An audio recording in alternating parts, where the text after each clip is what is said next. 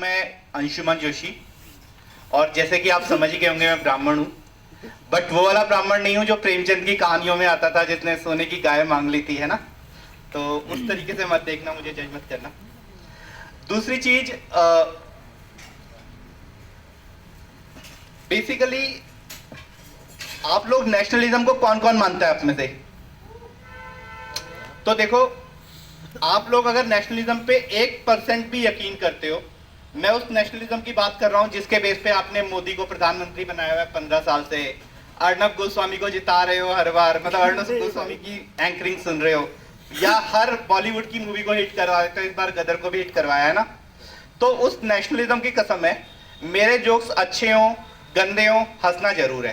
क्योंकि हो सकता है थोड़ी देर बाद में तुम्हें लगे कि मेरे जोक्स बेकार हैं, लेकिन अगर मैं एक बीएमएस डॉक्टर हूं, अगर तुम मेरे परहेज पे जाओगे तो भाई तुम्हें सच्ची बोल रहा हूं, तुम्हें लगेगा कि यार जो जोक्स ही अच्छे हैं, ठीक है।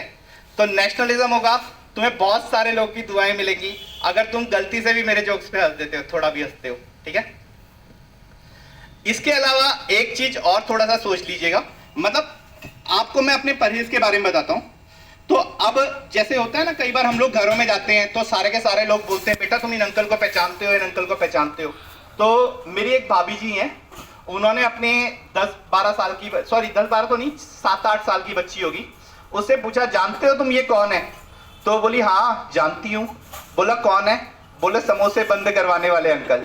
तो ये वाली हाल है दोस्तों, हर जगह दहशत है। आप लोग को बहुत दुआएं मिलेंगी अगर आप लोग मेरे जोक्स पे किसी भी तरीके से हंसोगे, ठीक है। तो अपने जीवन के बारे में मैं बताऊं तो एक कहानी और है मेरी। वो कहानी और है कि अभी अभी मेरे डैडी जी ने मुझे घर निकाला दे रखा है और लव स्टोरी के नाम पर दे रखा है, ठीक है। तो देखा, यही हाल मेरे दोस्तों का भी था। जिसको भी मैंने बताया लव स्टोरी के नाम पे तो बोले तेरी लव स्टोरी, अरे यार।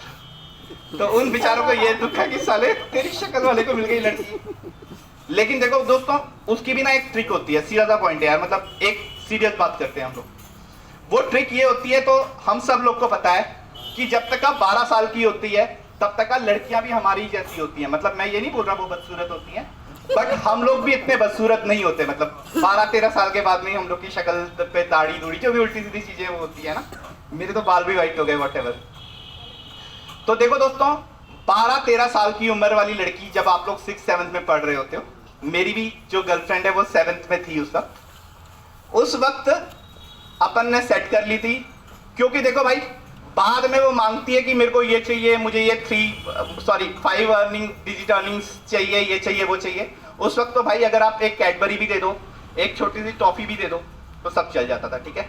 और यही एक इन्वेस्टमेंट है जो मेरी रिटर्न दे रही है। अदरवाइज मैंने अंबानी में ये पैसे लगाए भाई, वो भी डूब गए। मैं मजाक नहीं कर रहा, किस्मत ऐसी है मेरी, मैं सीरियसली बता रहा हूं आपको। तो भाई स्टॉक मार्केट का ये वाला नियम हमेशा याद रखो कि इन्वेस्टमेंट तब करो जब भाव बढ़े हुए नहीं है।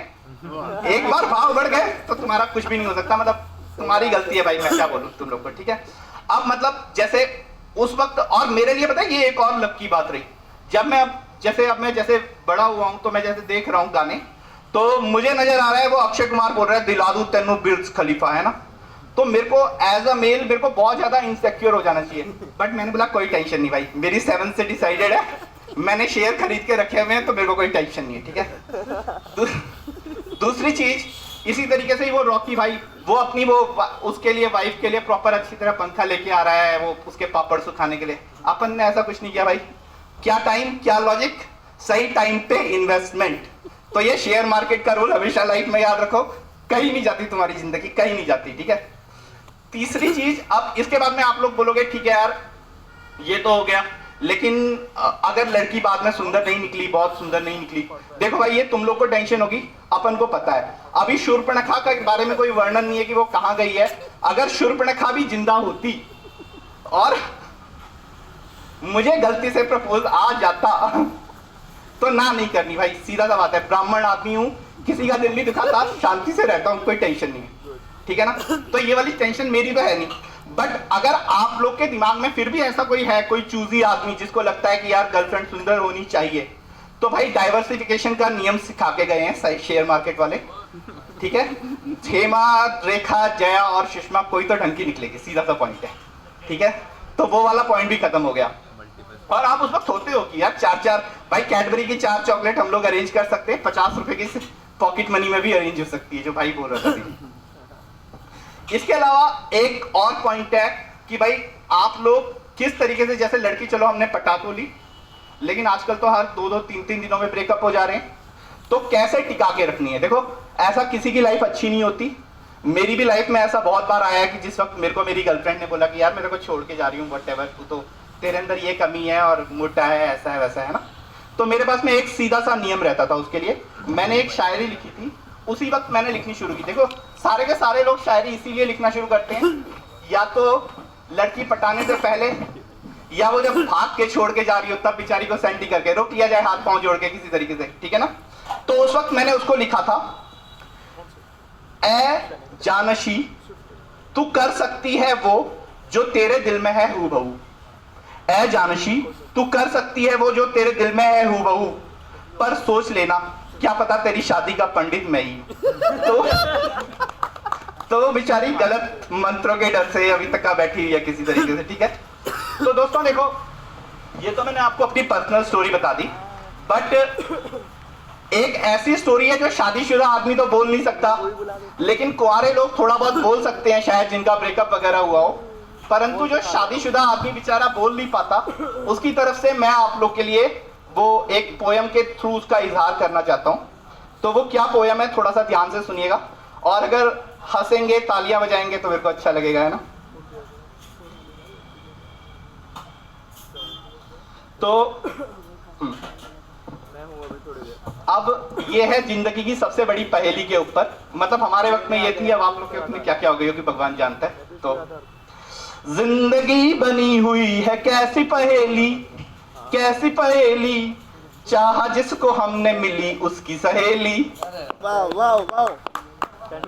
वही लफ्ज, देखो आई लव यू के बारे में कहा गया है, वही लफ्ज हर बार कहे, लफ्जों से कब पीछे हटे। आई लव यू के बारे में, वही लफ्ज हर बार कहे, लफ्जों से कब पीछे हटे, सामने वाला बदला मगर लफ्ज तो थे वही मेरे, हमने तो सच्चा प्यार किया, हमने तो सच्चा प्यार किया, सबसे हमने निभाई वफा, फिर भी 25 धोखे मिले, दुनिया कितनी है बेवफा। नीम की गोली थी जिसको समझा गुड़ डली, चाहा जिसको हमने मिली उसकी सहेली। ठीक है, इससे अच्छा गाना नहीं गा सकता मैं, ये भी मेरे फेफड़े बाहर को आ रहे हैं।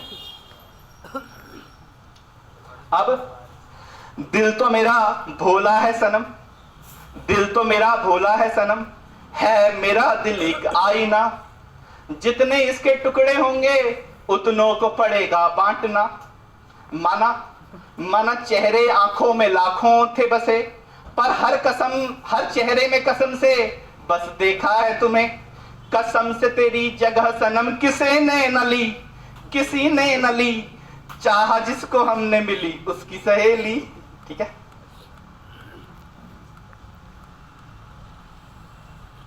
अब लास्ट वाला पॉइंट जो शायद आजकल आपके साथ में भी है, भोला हूं बातें छुपाऊं कैसे, सीधा हूं मसले घुमाऊं कैसे, बहुत जोश में था उधार ले प्यार में किया खर्चा, अब बनिए का कर्जा चुकाऊं कैसे, इसी मुसीबत में फंसी जान अकेली, ओ मेरी जान अकेली, चाहा जिसको हमने मिली उसकी सहेली। धन्यवाद।